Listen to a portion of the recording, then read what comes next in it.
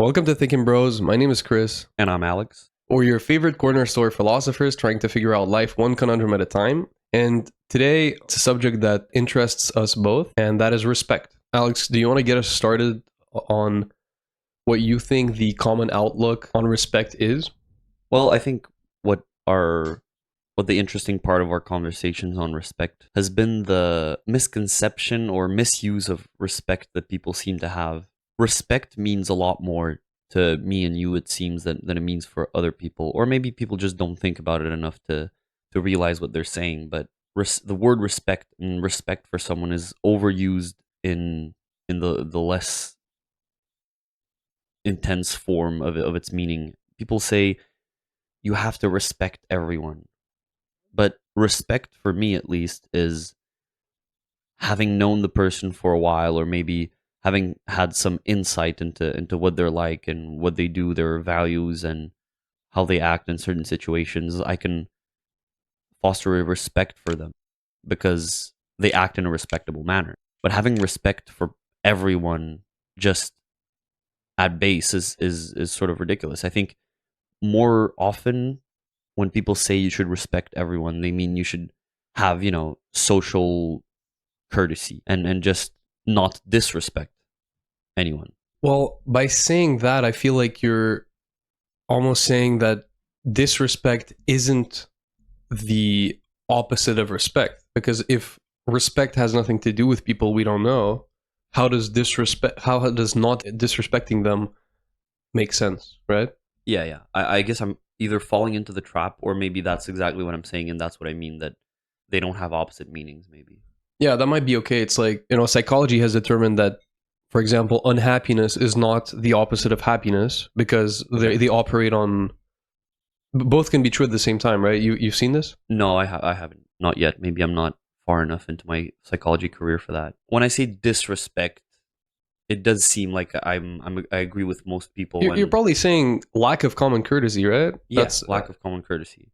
But respect seems more intense to me, so I don't want to misuse it. Of course. I definitely have a similar perspective. A lot of people overuse the word respect. I think certainly respect is earned. I think you cannot be expected to respect someone who you don't know.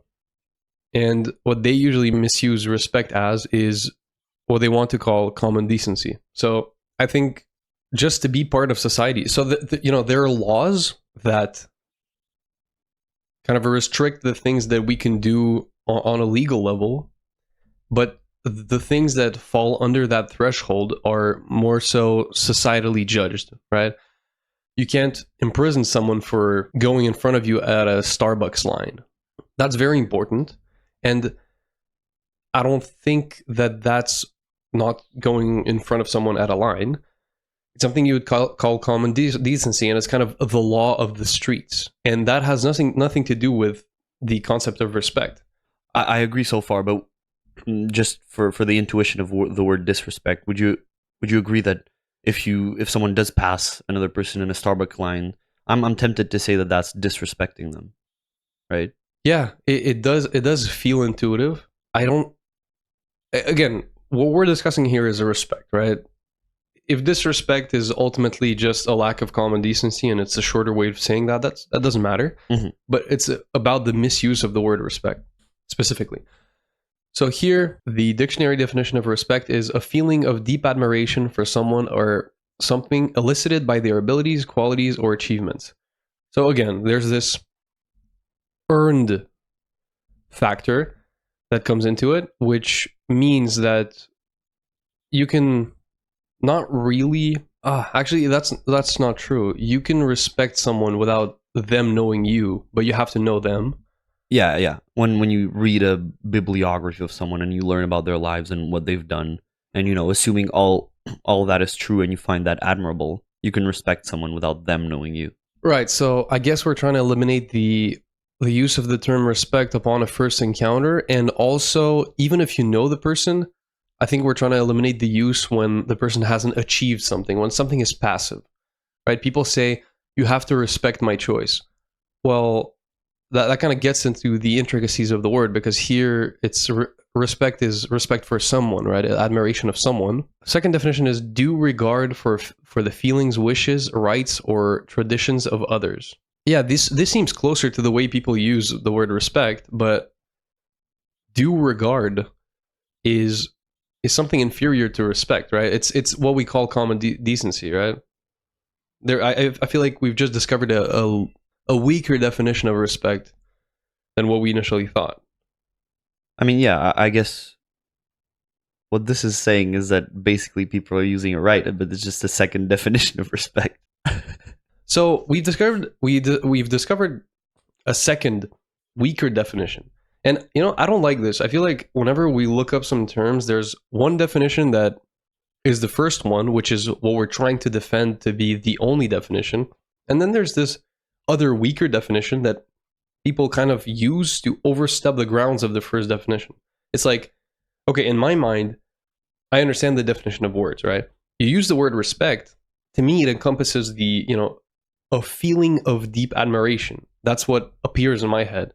And when you try to say due regard for someone's feelings, that is so much of a weaker definition that it definitely oversteps the ground in sharing its place in the definition of respect, I feel like. Now, I still feel like what people expect from you upon using the term respect is more than what is warranted through its second definition. If you were to have due regard for someone's wishes or rights, traditions, or feelings, it's a much less strong request than what people usually demand from it, right? Can you draw out some intuitions about how people use the word respect?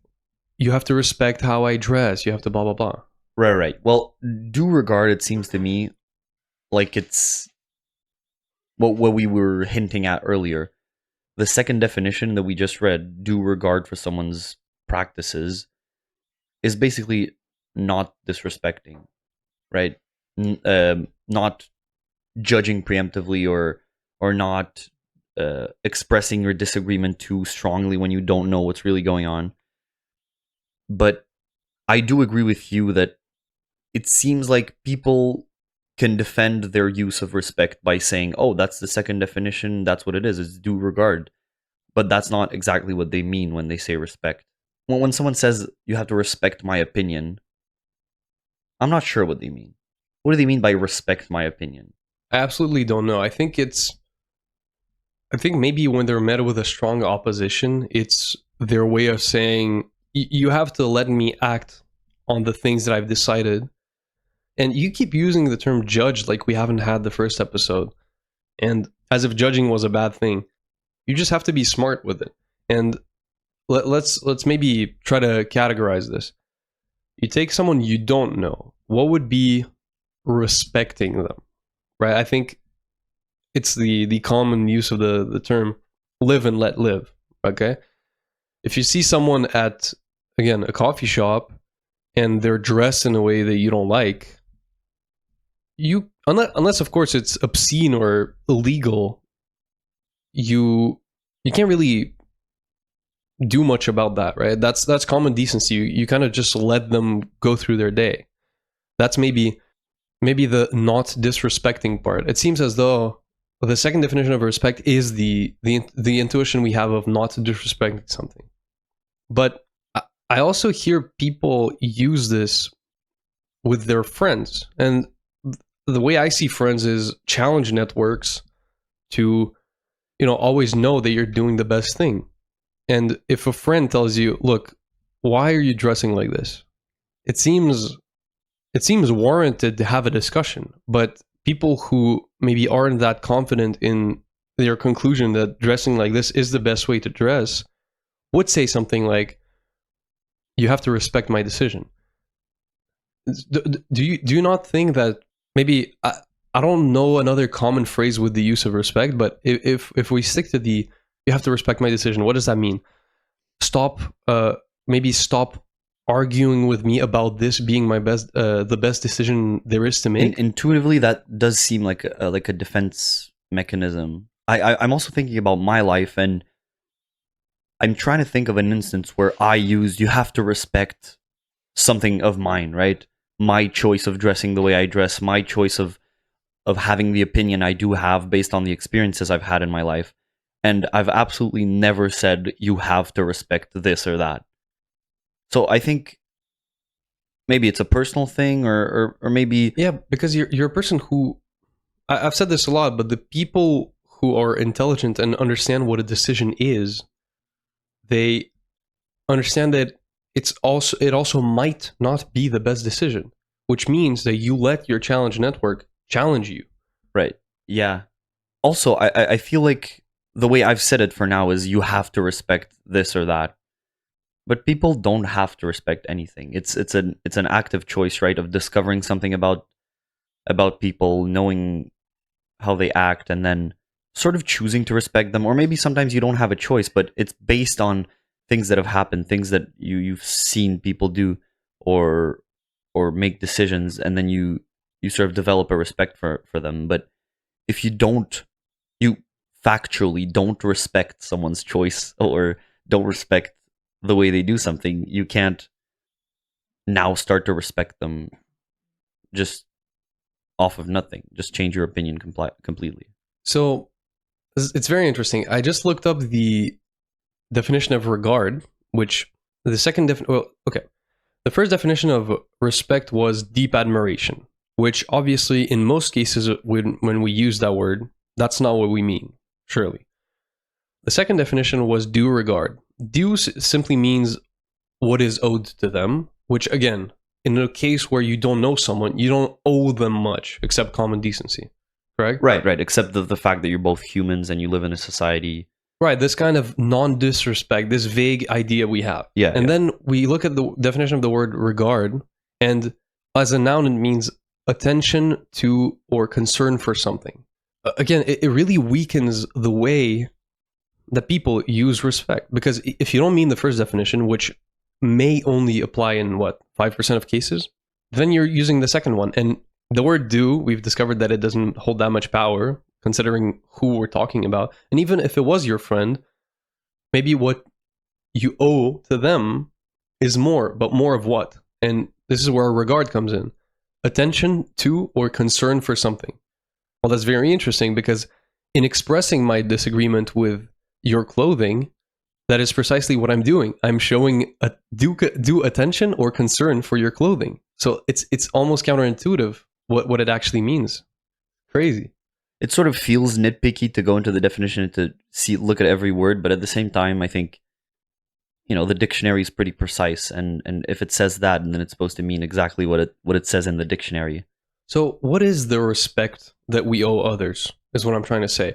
Let's put a very strict category because I have a very precise question about the respect we owe to the people we care about, right? The respect we owe our friends. But let's put it on the common decency spectrum, the people we don't know. You see someone and you do something, you react to something they're portraying, and then that makes them answer, no, you have to respect my choice. To what extent could that possibly protect them is my question. And now we're saying, well, okay, the second definition of respect is literally you have to give them the attention and concern they are owed. Well, it seems as though their defense mechanism of using the term respect is almost in response to already respect you've given them. Isn't that what we're saying right now with the definitions? And I don't think it's nitpicky, by the way. The way we use the English language is defined by the dictionary. If I were to redefine apple and just keep saying apple when I see an orange, what am I? So the only way you could be disrespectful is what we're saying, is by seeing something you find obscene or ridiculous and not commenting on it, as if you're not giving the attention and concern they're due. Absolutely, I love that. Yeah. I kind of love it too, because it feels wrong because so many people use the word respect as they do, but at the same time, if you cross-check with the dictionary, what I said is exactly right. Exactly. And it's not only, oh, it's right in this self-contained way of us looking specifically at the dictionary. It's right in a much deeper societal way where if your brain wants to express a concern for the actions of another human, those actions are potentially detrimental to society. I I don't remember what episode we talked about this, probably judging actually. And as soon as we talked about it, you know when you learn a new word and suddenly that word you kind of hear it every day of your life? Yeah, sure. We talked about kind of looking at others' actions and judging them. And I swear, in the 2 weeks following that episode, I saw, I think, I don't want to exaggerate here, 4 people with a stroller crossing the street in the middle of a street without a crosswalk and just running with the stroller while I am going 50 kilometers an hour towards them. And, you know, we talked about, oh, well, of course you should judge. Imagine someone leaves their baby in the car, well, on a hot day or something, or even not on a hot day, right? And what I'm saying is it's not only human, but it's also very profitable for society if you have all these people who judge, who sit there and give you the respect you're owed and tell you, hey, I understand that you think that the speed at which you're going with a stroller doesn't put it in danger. But if one of the wheels falls off and then my brakes don't work or something, or I have a slow reaction time because I didn't sleep, you're losing a human life, right? I will judge that person. I will respect them very aggressively and tell them exactly what I think about them. And it's funny, I feel like one of the responses, I could imagine in my head that one of the responses to me confronting that person could potentially be them saying, no, you have to respect, this is my baby, you have to respect what I'm doing. Look, I will respect you all over. Do you understand me? Left, right, up, and down. I'll respect you all over it. No, yeah, but now that we're talking about it and now that we've looked at the actual definition, it does seem as though when you comment about someone's choice, when you comment about someone's way of doing things, you're sort of looking out for them. You know, maybe it's unwarranted, maybe you are factually wrong, but you're saying something because you think what they're doing is wrong. And if you think what they're doing is wrong, and it actually is, you should impart that knowledge on them, because maybe other people also think what they're doing is wrong, and that's making other people lose respect for them, or making their interactions less productive, less connecting with other people because the choice they're making is wrong. And even if you take the interpersonal factor out of it, I mean, you're looking out for their baby. I know I gave one narrow example, but that's what you're doing. So the interesting thing for me is, what would be the common decency? What would be the second definition of respect that you actually owe to others? And I think this is where the live and let live comes in. In the baby example, that's something that could be harmful to society, right? Even if we extrapolate and we go to something as minor as going in front of someone else in line, well, first of all, yes, I will judge that action. Second of all, I will give you the respect you're owed and completely confront you. But where the live and let live comes in, and the kind of respect that people want comes in, is, you know, we got to give them their due. Let's say you're dressed in a very eccentric way. I think the fact that other people would only be affected by it if they choose to be affected by it, right? You go in front of someone in line, the person who you cut in the line is inevitably going to lose their place and be later, right? That's not their choice to be affected by it. Well, when, let's say you're wearing eccentric clothing, not revealing one, that's a little bit different because that's where children come in and they could see that and that could be problematic. But let's say, you know, you're a goth or something like that, and it's just not a goth. It's just not something that you see very often. Well, the respect element, if I were to analyze it, the attention and concern they're owed is kind of you working through your initial intuition of being like, oh, this is weird. I'm going to either make a face or make a comment. And then going further and telling yourself, Well, this doesn't affect anyone negatively unless they choose so. This is where it comes in, right? Unless people choose to be offended by it or weirded out, it's just someone who dresses how they like in quotes, right? We have the episode on social pressure. It's how they want to be seen, but it doesn't matter. And I think the respect is kind of being understanding that it's not that deep, right? If something directly affects someone, such as cutting in line, right, as a minor example, then we can, one, judge. Well, actually, you can judge anytime, but whatever. Two, you can respect them with all of your fury, and yeah, to tell them what's on your mind, because you want to change a behavior that is detrimental to society. If we're talking someone's clothing choice, I mean, we're stuck on this. Do you have another example except for clothing choice? I think there's a way to reconcile the dictionary definition with what people mean. I think the attention and concern people are due, as you said, may be the extra thought process you go through before commenting, before actually acting on your intuition, on your being weirded out, right? You yeah, I think we need more examples, right? But you see someone doing something weird that sort of goes out of the norm, and the respect they're due is just you saying, oh, people are different. I'm not the only one that exists in the world. People grew up differently, have different interests in life. If ultimately what they're doing doesn't affect society negatively, and if what they're doing is just a matter of preference and is not something I would choose, but something that I have no problem with them choosing, you shouldn't comment and you shouldn't judge them.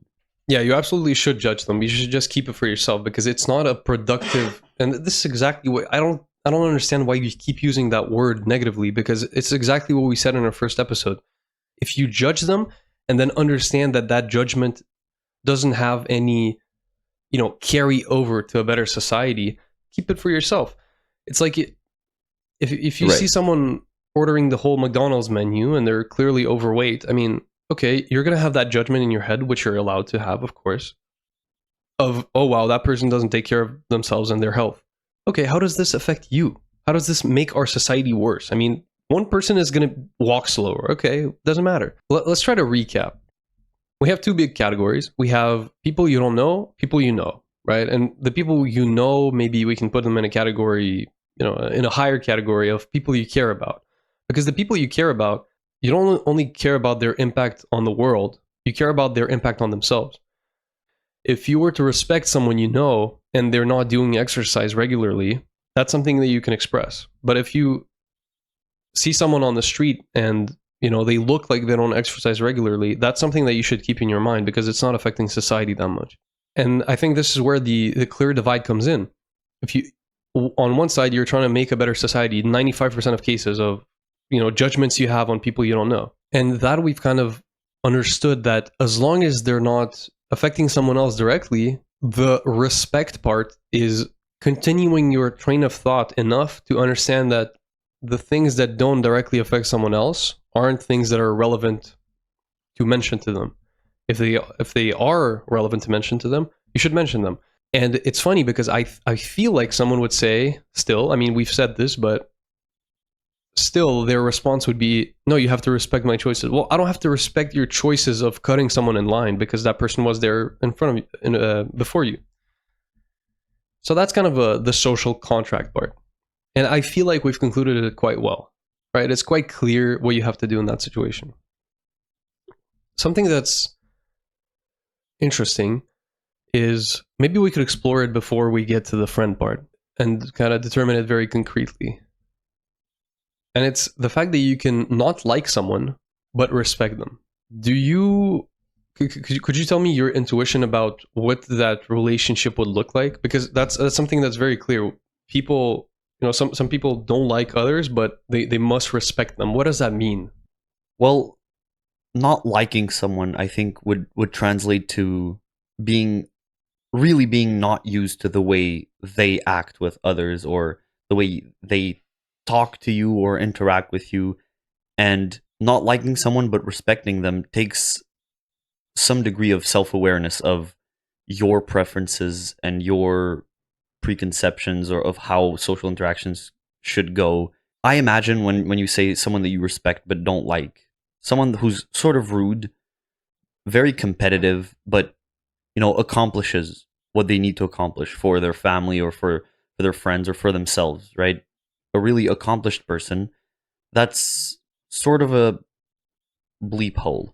That's sort of an annoying person to interact with. So I could easily see myself. I don't have a person like that in my life currently, but see a person that works very hard clearly and cares about their family, their friends, has good values, but just doesn't click with me.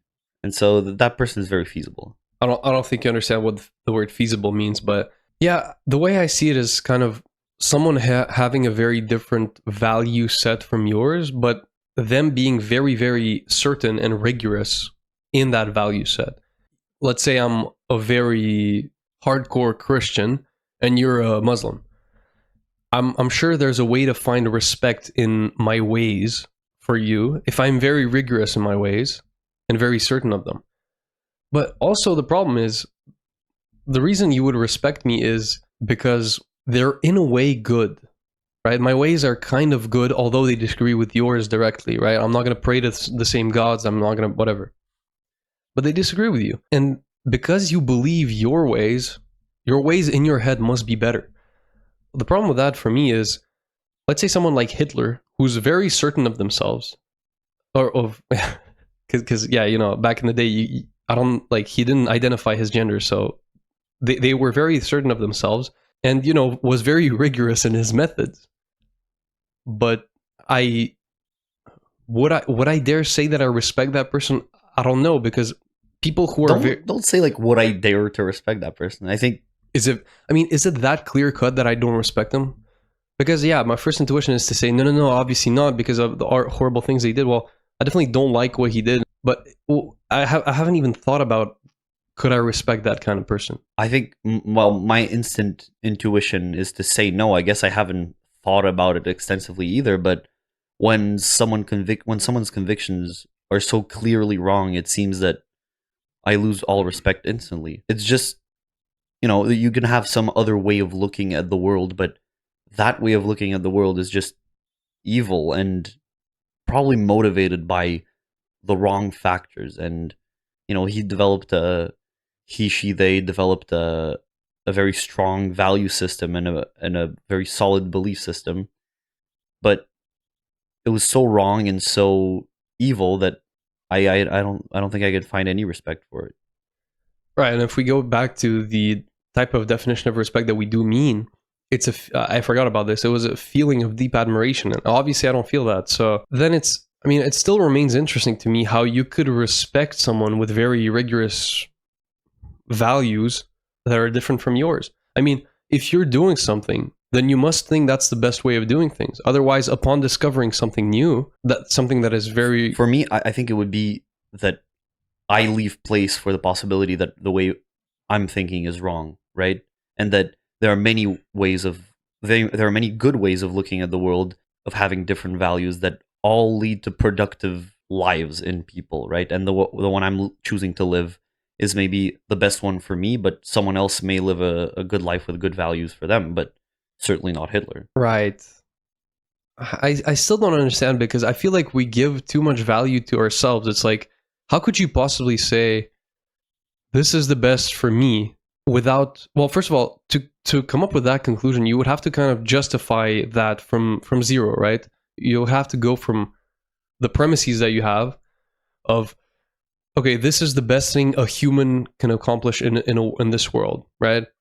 Then you would tell yourself, okay, the way I'm going to go about accomplishing those things is this. And if you can justify it to yourself and come up with that conclusion, then it must be explainable to someone else.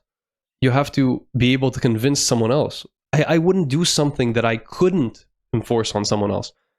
I don't go around enforcing my philosophies on other people, because I haven't reached the point in my life where I am good enough at portraying them, at explaining them, but I am very certain of them, and I can explain to myself at the very least how I came up with those conclusions. And if given enough time, or in the situation of someone I can, who can understand me in an easier manner than others, like you, I could try to convince you of everything I believe. And I wouldn't believe those things if I didn't think they were the best for humanity. You understand? I understand, but I think where it comes back to is differences in personality, where you have a certain way of acting that's most efficient for you and matches with your personality the most. We're speaking very abstract terms, and I think it's hard to say anything because we don't have a concrete example of what it's like to live the best life with the right values. But It's just I don't understand how you're saying that, right? But does the definition and the portrayal of honor look different in someone who's introverted and extroverted? That's what you mean by personality. I don't think any of the basic values that could make us virtuous humans differ in the people that yeah, but I'm have thinking different of concrete personalities. ways of acting out, right? Some people value complimenting people and go around complimenting people all day, and that's something you could respect because it's sort of unusual and it takes some ball to just go around and compliment people. But maybe someone like you chooses not to go around complimenting people, but does nice acts for them, and if they respect them in the true meaning of the word, and if they care for them, they do nice things for them, right? And I would respect both Yeah, ways of but acting. it's like you're restricting your way of displaying morality and virtue to your personality. If I thought the best way of accomplishing a better world was to go around and compliment other people, I would force myself to do it because that's what a virtuous person should do. That's you have to fight to accomplish virtue. You're not going to get there without sacrifices, and that's what's weird to me. Okay, but what are you saying? You're saying that that's not a good way to bring happiness to people? No, I think it's disingenuous because if you have the intent of giving compliments, you're going to force them, and compliments by definition are something that is worthy of praise because it comes out of the ordinary. And just going around with the express intent of, okay, I'm going to compliment this person, what can I find that is kind of different about them? Yeah, but that's not what I mean either. I mean truly complimenting people about things that you see that you like, that look good, or that you think are worth complimenting. What I'm saying is that you rarely or never do it at all, while some people do it more often than you. I'm not saying you go look at every person and find a compliment, look for it, but yeah, but the thing is, look, it's not even back in the day I was a very black or white person, but I feel like I've swayed the other way, but still I don't understand how you can say there are two ways of operating and each of them is as good as the other. Because if I gave you those two ways and I were to say, okay, you have to this value specifically, you have to choose how everyone in the world is going to act, because that's the goal of philosophy, right? You find that point towards which everyone should strive, and you make them strive towards it. So if I determine that going around and giving compliments to everyone and making them smile is the best thing, I would, one, make efforts to do so consciously. Two, I would enforce that on others if I was very sure of my point. Because if I put you in a situation where I ask you, okay, starting tomorrow, everyone is going to go around giving compliments to people, or no one is going to go around giving compliments to people. You have to choose one of them, right? And that's where, if you choose one over the other, it means one of them is better, inevitably. I don't have to choose that at all. I think depending on people's personality, how outgoing they are, you can be a good person and be introverted and not feel comfortable complimenting people publicly or something, and then another extroverted person is comfortable saying all that they think, and both people are good people. If you think something good of someone and don't say it, then you have some work to do. That's all it comes down to. Okay, so do you have a lot of work to do, or do you not think good things about people No, very it often? seems as though you frame complimenting people favorably, right? So I'm giving you this, right? If I were to, what I'm saying with that point is that you can be a good person complimenting people or not complimenting people. It just depends on how you. I think the basic goodness of it is having concern for other people and caring about how they feel and wanting to make people feel good. And from that point onwards, you can choose either to do that by complimenting people, by doing nice actions for them, or you can choose different ways to arriving at the same goal of caring for people. It's like you talked about with religion, maybe. Some topics are just so complex that, I don't know, maybe we want to arrive at an answer for morality or something like that, but in a lifetime, and even in many lifetimes, we don't have enough time and processing power to process something so complex and arrive at the ultimate answer. So maybe Islam is right, or Christianity is right, or Judaism is right. But that debate's been going on for thousands of years and we don't really know. And the respect one religion has for the other is the fact that they're religious and the fact that they're striving for goodness and to be closer to God, even though they don't have the exact same ways of manifesting those values into the world. Maybe that's what it is. Maybe the world is so complex that there are many different ways, and people recognize that and respect other ways of striving for those values and others. I want to agree with you, but for me, it's, you come back to a thought experiment like, okay, let's say one religion approaches someone who feels bad at the moment, right? And you have the choice between giving them a chocolate or flowers. Flowers are more of a depiction of beauty. They're going to wane in a week, right? It's a very different approach. They're going to make someone feel good superficially, and it's going to be, more subjective. And chocolate is going to make them feel good for, I don't know, maybe 40 seconds. It's going to directly trigger their dopamine. Inevitably, it's going to give them an energy boost, right? You have these two religions that believe that making someone better can be approached in two different ways. Well, I don't see a world where you can't determine through evolutionary biology, psychology, philosophy, a way that is better than the other. Okay, chocolate has this. So let's compartmentalize it. Dopamine spikes is not a good way because the opposite of unhappiness isn't happiness, actually. And the way to decrease unhappiness isn't by spiking dopamine. Then you take something like, I don't know, admiring the beauty of flowers and their scent.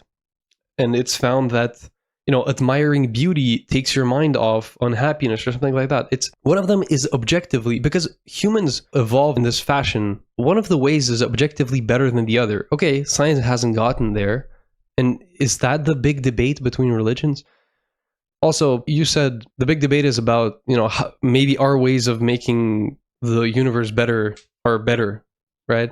But to me, it's just, okay, I was born into this religion. I'm going to defend it until I die. Realistically, that's what it's been. I don't think anyone is trying to get to the truth, for real, except for us.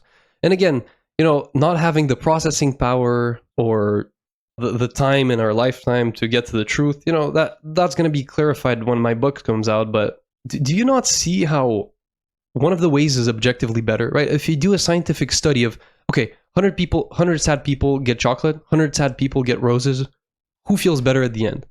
We get the answer, right? I think that's still a black and white way of seeing the world. First of all, if everyone just gave flowers, giving flowers would lose value, because if everyone used the same way of comforting someone or whatever, it would get boring and it lose its value. Doing something special, going out of the ordinary, having different people do different things and having different preferences in the way they accomplish their values is more interesting, more meaningful, more, adapted to each person. And second, I don't know how to concretely say this, but maybe for some people, some actions are not possible or a lot harder to do. As I said earlier about complimenting people, some people's dispositions are not made in a way that they feel comfortable just complimenting people. But okay, let's talk about complimenting people. What, you don't go around, let's say you give a compliment a month. Is that reasonable? Well, honestly, we can say that it's reasonable, but honestly, because you haven't been with me, right, seeing other people, I actually give one maybe every week. Okay, but it doesn't matter. Let's just take the month thing. Okay, but what about someone that does it every single day, right? Once a day, I don't think is unreasonable and not genuine. They find something that they truly find beautiful or respect or or appreciate in someone else, and they say it because that's what they've determined is the best way. Are you wrong? I don't think you're a worse person for it because you haven't uh, worked your way up to complimenting people every day, even though it does bring happiness and value to other people. Yeah, but it's a little bit like the flower example where it just lowers the threshold of what you have to do to earn a compliment. I've seen those people, I've spent time with them. They just go around and they say, "Hey, nice shoes," and the person kind of just bought some Vans that were on sale, and there was no effort put into it. Okay, it gives you a momentary smile, but then it lowers the threshold of what you expect a compliment to be worthy of, and then it's like, oh, what? I wore this black shirt that I found really nice, and no one complimented me. What's up with that, right? You have these ups and downs. It's like the dopamine thing. It's, oh, let's say I hang out with this person that gives compliments for every which thing, and then you stop hanging out with them, and you realize that, hello, you're in the real world, and people don't appreciate your random van choice. It's, to me, there is a golden mean that is the perfect balance of compliments, and if everyone were to adapt it, you would have people like, world champions getting compliments, having these universal ways of characterizing merit, and then it would be very clear how much effort you have to put into something to get the compliment and get the dopamine from it. Now it's like, oh, you hopped from this one extra nice person who focuses on raising the smiles of everyone, and then you hop to another person who's like me and who's not going to be impressed with, the fact that you learned how to cook rice or something. And welcome to the real world. So I think you had a good point about, the flower thing losing value, because in a way, that specific example, it isn't the best, doesn't have the best carry over to our discussion of morality, because I think that, I always have this example of all the alternate universes, right, where morality is portrayed in very different ways. Right now, we have a certain concept of honor. Right now, we have a certain concept of this is this. There are multiple universes where that thing is a little bit different for everything. And one of those worlds is inevitably the most correct about honor, the most correct about respect, okay? Where it's just societally, just organically that way, and it has the best conception of it. Where the consequences of it, let's say we found by the way, how far we've gone from our discussion on respect, but it doesn't matter, we'll come back to it. Where they have the best conception of respect. Let's say it's exactly our definition, and people understand the dictionary definition, and that's the perfect world where respect is that. I believe there's an alternate universe where every single philosophical value, fundamental principle of life is perfectly portrayed and perfectly executed, right? In an infinity of worlds. And I think we should strive for that world. I don't think morality is that subjective that good can be implemented in multiple different ways. And I love the variety that humanity has, right? It's our individuality. That's fine.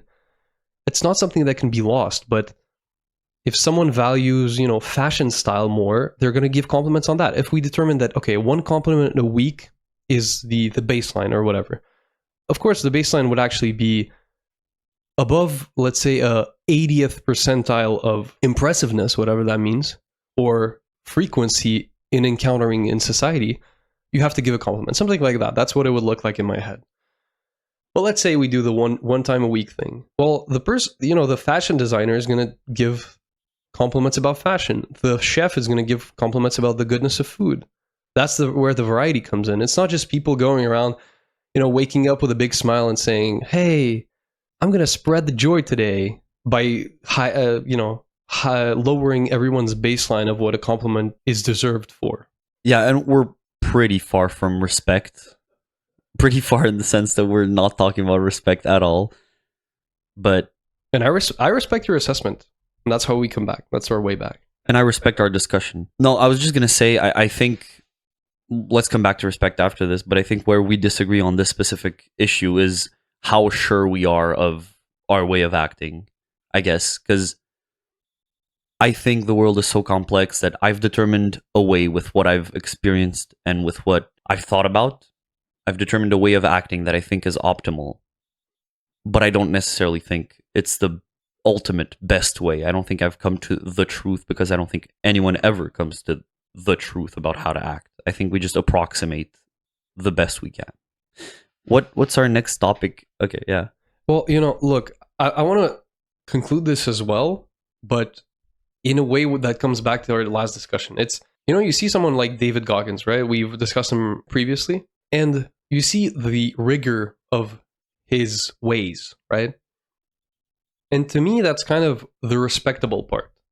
I don't necessarily respect the fact, well, I definitely respect the fact that he does everything he does, but in respecting, I am kind of envious or striving towards his rigor, but I'm not striving towards his achievements specifically, right? I don't want to run the 400 miles, or it doesn't matter, whatever. So, by the way, for those who don't know, David Goggins is, a person who physically accomplishes extremely challenging things, but extremely, like truly, he pushes human limitations of what is physically possible.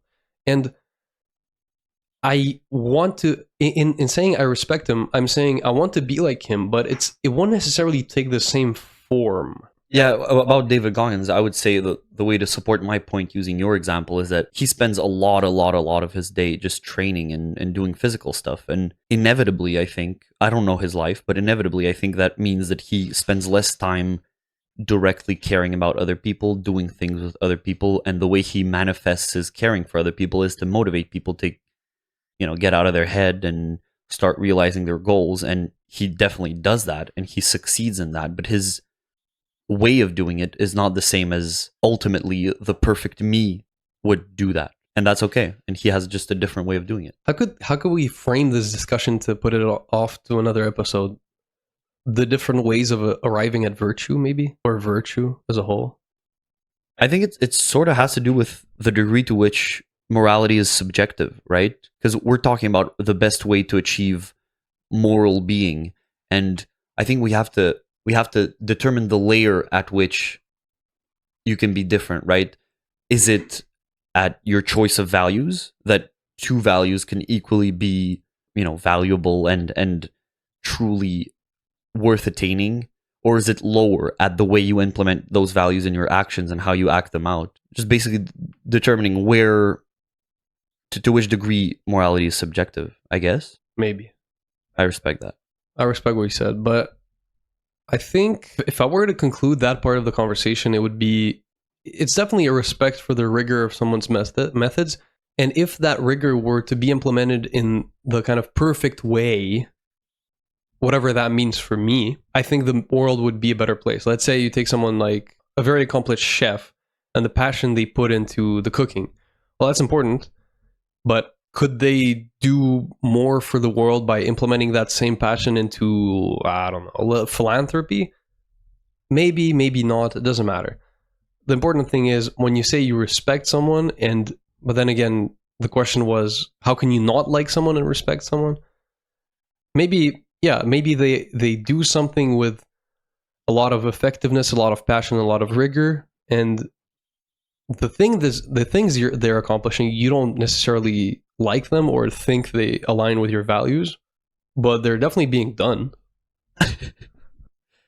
Okay, I'm not gonna say anything, not to get bogged down into that, because I think the initial question of how can you not like but respect someone was posed 30 minutes ago. So yeah, but we can't compromise on the figured it out rating. So if you have a good thought about it, to conclude it at least partially, I mean, I guess in your world is just someone is very moral in their subjective view of morality. Someone has attained their peak of whatever they think the best thing is to do in this world, and that doesn't align with your thing, but they're doing it very well. Maybe my opinion would be not exactly that, because then, as you said earlier with Hitler, his subjective way of viewing morality, he went to the very tippy top of what could be done, and he made a lot of effort to carry on his moral views.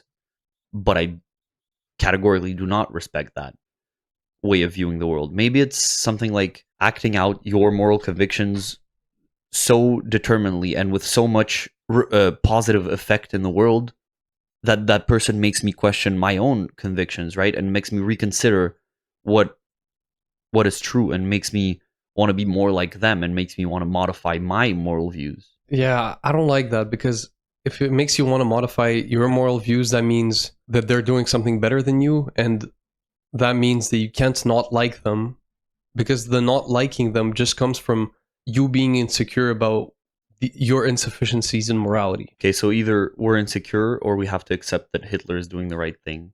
I don't like this. Okay, well, I guess our figured it out rating is tanking as we speak. Okay, we've definitely talked enough about respect, so now let's get to respect. I think, as we said earlier, respect, the true definition of what respect should be, is going far enough in your thought process that something you find controversial could be, self-evident to someone else, or maybe even true, and you could be wrong. You should listen to other people and investigate and discover where they're coming from, and where did you come from, or where did you go, and Yeah, Cotton Eye Joe. So we might get copyright strike, but the thing is, for me, it comes back to a very developed theory of mind, of understanding, okay, yes, the world revolves around me in the sense that I am in my thoughts 24/7. But what that means is the exact same conviction, the extreme conviction, so much so that I even get aggressive to defend it. The conviction that I have for my conclusions is the exact same, or even higher, for other people, right? They have an entire history of however old they are that has led them to come to that conclusion. And I think respecting that is simply having the due consideration that when you just say something like, I'm right, or you express your conclusion, you shouldn't dress like this. You have to understand that that is worth less than nothing for them, because they have a lifetime of experience that has led to the absolute opposite conclusion. And the problem with that is you're not going to convince them by making them aware of the opposite conclusion. The only way you're going to convince them is by having a very well articulated idea of how to arrive to your conclusion through the premises that you both share. And that's where we come back to our episode on You Wouldn't Understand, where to explain your viewpoint to someone, you have to go through common experiences that you both have had. Next point, can respect coexist with condemnation? Of course. Condemnation is a respect for someone in the sense that the due consideration you're giving them leads to the conclusion that they're bad people, and that's at least that they've done a bad action, right? So I think, in a way, at least my mission was to restrict the definition of respect, but now we've almost widened it, but we've defined it very precisely in what it means as a dictionary definition. And I'm very much more comfortable with what we've defined it to be, although it's now so much more encompassing. You can respect anyone. Right. Well, I keep thinking of Hitler and how, by our definition, there's some sense in which people respect Hitler. I mean, I can still comfortably say that I don't respect Hitler because I'm not giving him the attention and concern, at least to his ideology. I'm not giving the concern its due. Or maybe it's due none. Oh dear. How could that be? If it's so impactful, it's worth more consideration. Well, consideration is just more time spent thinking about it, right? So what if someone does something very bad, but very effectively? What are they owed? A very effective punishment? I don't know. It's hard, no? It's much harder than you would think. Yeah, I don't know. The definition of respect we've arrived at leads us to the conclusion that in the second definition of respect, people have respect for Hitler. Something like that. And again, I'm not completely opposed to widening it to that, because, I mean, okay, yes, you're going to apply the word respect to it, but all it means is that we have to change the way we picture respect in our mind, right? Which was our initial point. Yeah. Okay, so reframing it into something that isn't only positive, right? Respecting someone can take the form of caring about what they're putting out into the world enough, and about them enough, and you not wanting them to be a bad person enough to comment and take steps to correct it or punish them for their bad action. And this is the thing, right? In the first definition of respect, the word the word admiration is used, and then I wanted to look it up, and it just means respect or warm approval. And the second definition is something regarded as impressive or worthy of respect. So it's almost a circular definition. Respect uses the word admiration in its definition, and admiration uses the word respect.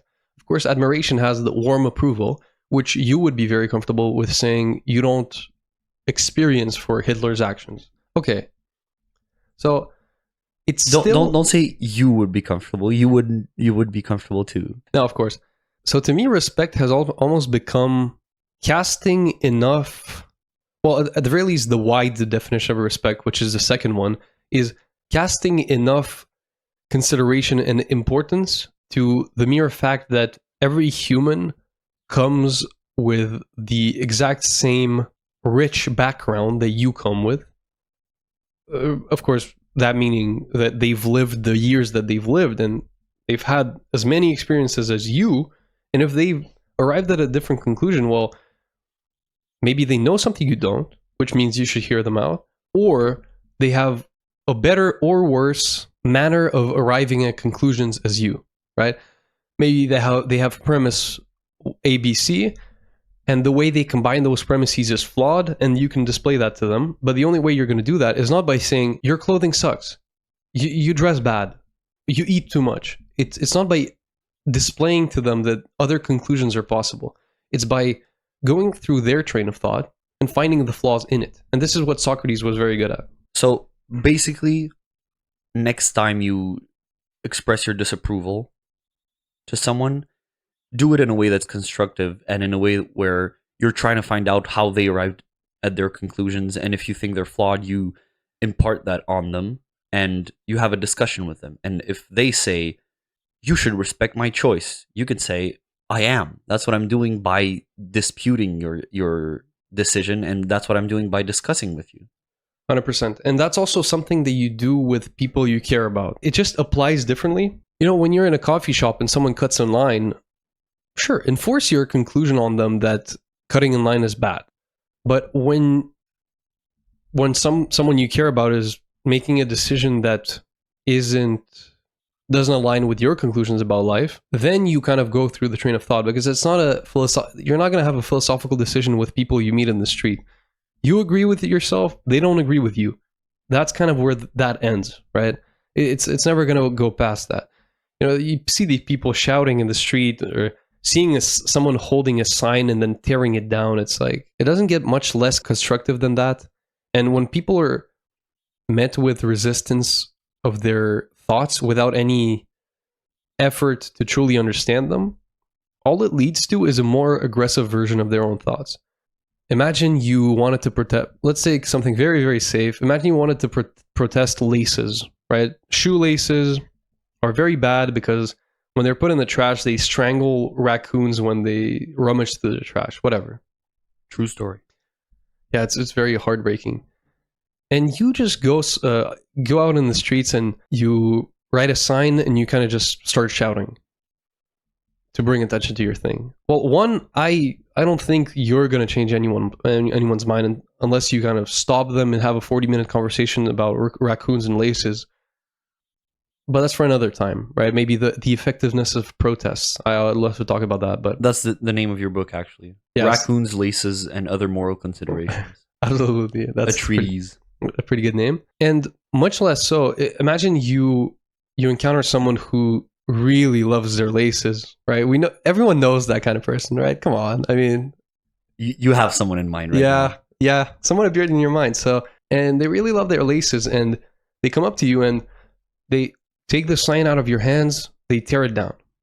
What is it going to be your response to that, right? I think, well, first of all, that's disrespect, right? That they haven't given enough consideration to your way of thinking, your conclusions. And what is that going to fuel in you, right? Is that going to fix in any way your hate of laces? Absolutely not. It's simply going to make you, I don't know, make two signs and come prepared for the next time someone tears it down, and then make your signs more aggressive and make you more defensive about your sign, and you're going to hit anyone who makes a step towards you now. It's the least productive thing anyone could ever do, and it is a lack of respect. Unfortunately, I don't feel we've circled back to disrespect. Maybe we can conclude with that, because do you have anything to say for now? Because I'm going to finish the other 2 points. No, go ahead. Balancing self-respect and respect for others. I don't think that's a consideration, because if I mean, they don't clash. You can respect other people's opinion and respect the way you've established your worldview, just because you respect humanity, right? And you're both human. Exactly. If you have a philosophical mindset where whatever you've determined rigorously to be the best for the world, it's going to apply to you and it's going to apply to others. So in a way, if you're doing the things that align with your values, well, that's what will always take precedent, right? There's no way to see respecting other people clashing with what you are, because you're just, guess what? You're just other people. That's what you are. And once you determine a perfect philosophy, not only you, but everyone else should live by it. So no, actually, I should say not only everyone else, but you should live by it. That's better. Everybody sit down and quiet up. No, scratch that. Reverse it. A very obscure reference I don't get, but that's cool. So what would then be disrespect? Now that we've kind of concretized Greta Thunberg, the way we understand respect, would you be comfortable coming back to the conclusion that disrespect is simply the lack of respect, or the reverse of it? Because a lack and reverse would kind of be different things, right? Okay, can we go through that? What is lack of respect? Lack of due consideration, attention, and concern for the other person, and the reverse of respect would be... No, it just seems to me that if respect is 1, then lack of respect is 0, but disrespect is -1. Wouldn't that be true? I see. And I feel like it should be -1, right? When we say disrespect, it should be... Yeah. Okay. So how would we characterize disrespect? Yeah, it seems to me as though lack of respect is almost me not, approaching the person who is pushing their stroller over the middle of the street while I'm driving towards them. Disrespect would be almost... I feel like it would be acting on your lack of consideration, right? Lack of respect is not having the consideration, and disrespect is acting on it, right? Right, just cursing them out, like screaming at them unproductively, just calling them in words. So yes, because let's take someone who hasn't done anything wrong, right? I saw videos of someone in an electrical bicycle, kind of. It's a low electrical bicycle, and they couldn't use their legs. And someone in a bike path on a hiking trail stood in front of that person and said, "Hey, you're not allowed electric bikes in here." And then the other person says, "Yeah, well, I have handicap permissions. I can't use my legs. So the only way I'm gonna enjoy this trail is through this electrical bicycle." And then the other person said, "Well, I don't care. That doesn't give you the right to drive an electrical bike here. That's just a rule."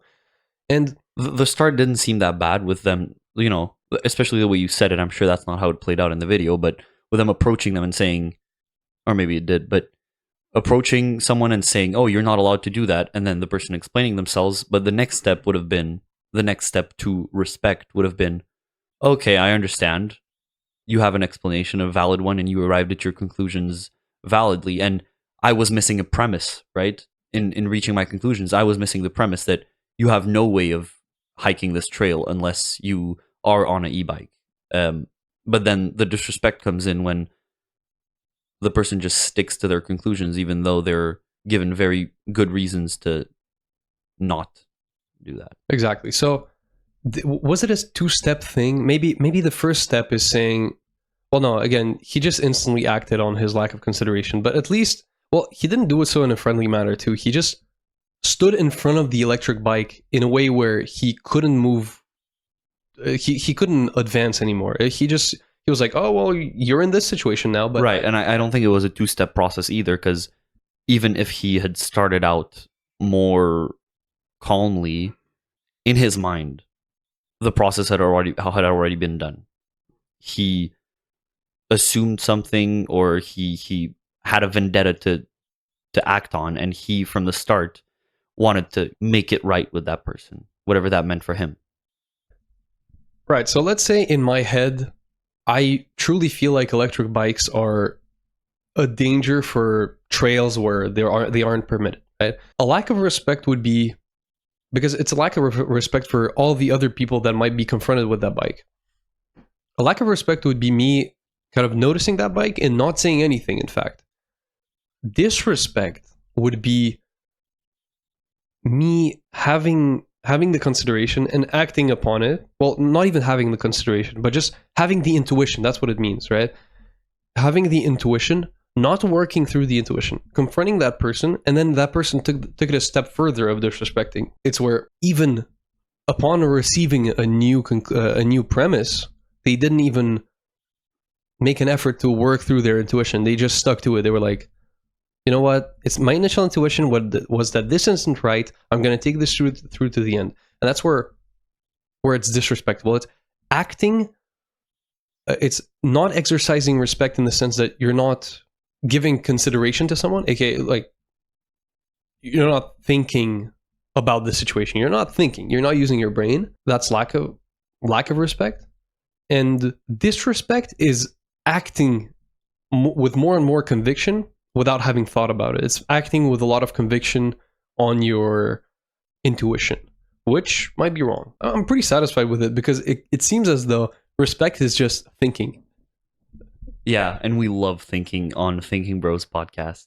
I think respect in that sense, just to add on, I think respect in that situation for most people would really just look like I'm walking up, I see the person in a bike, and I don't comment instantly, even though I know it's part of the rules to not have an e-bike because I'm not that anal about it.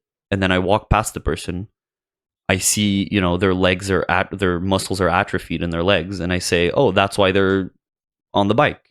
Just having a little bit more of a thought about it and realizing that there's a reason. And for the other people that are very strict about hiking rules, maybe it does take the form of having a conversation and investigating into the reasons the person is the way they are. And if you're that intense about rules of hiking, then you should know there's a special clause for people with handicap that can have e-bikes. Whatever. Yeah. I have an intuition that it's almost we've gotten a little bit, to a higher plane of this discussion, and we've kind of forgotten a little bit what people use, like how liberally people use the word disrespect. When let's say someone walks into your house with their shoes on, and you're from a culture that doesn't have that, right? You could say, "Oh, come on, that's disrespectful." But I also think that our conclusion applies, but it's important to kind of make notice of it. It's just that you haven't considered that for them it's something that matters, right? It's those small basic things, right? So I'm very satisfied with it. If we do the one sentence conclusion, I would say the first definition of respect stays constant, but for the way we liberally use it in everyday life, my conclusion would be the following: respect is attributing sufficient thought to the fact that other people have full lives like you, and you should do it. Right. Grammatically questionable, grammatically dubious sentence, but I think I agree with the spirit of it, and I think people are smart enough to figure out what he meant. No, that was good. Boy, are you wrong.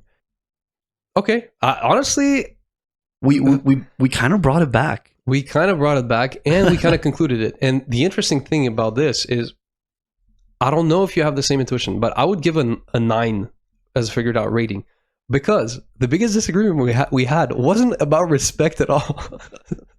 So maybe the respect part, we're not going to cut the middle 30 minutes of this podcast where we didn't talk about respect, but I think the respect podcast could have lasted 30 minutes, and we would have been fine with that, but we just went off on another tangent. But well, we're at an hour and 30 minutes, so we could have talked about it for an hour. Okay, an hour seems reasonable, but I'm gonna have to go lower. I feel like we, at the end of the bit about disrespect, we figured it out much more, and that's where I would go with a 10. Yeah, but disrespect has had its roots in our initial discussion about respect only. Only. Yeah, you know what? Okay. So I think I'm going to go 8 just because of the 30-minute discussion in the middle, not about respect, but I'm tempted by a 9 too. Okay, I'm sticking to a 9 because that's my intuition, and I'm not going to give any more thought to it. I do not respect it. 8.5, or do we round it up, you rascal? I end up always rounding it up because I don't want to get into the decimals. You know, I'm just a psychologist philosopher, so it's very hard for me. You know, sig figs, carryover, whatever. So It's very technical stuff. Let's I'm not pretty, get into it. I'm pretty happy with this episode. Yes. If you want more information, well, first of all, thank you for listening. If you want more information, go on thinkingbros.com or contact us at thinkingbros@gmail.com. We'll see you next week.